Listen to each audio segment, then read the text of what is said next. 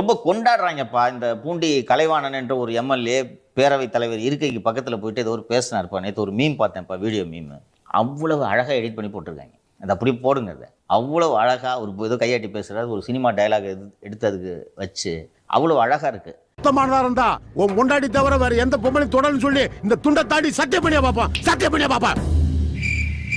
என்ன யோசிக்கிற?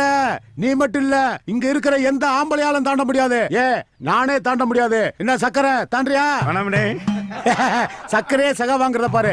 ஏழரை மூக்கன் சொன்ன மாதிரி இவர் கொடிக்குளம் பேச்சியே வச்சிருந்திருக்காருப்பா. ஏப்பா ஓ மகளை கூட தான் எனக்கு தெரியும். அப்ப அந்த பிள்ளைய நான் வச்சிருக்கேன்னு சொன்னா நீ ஒத்துக்குருவியா?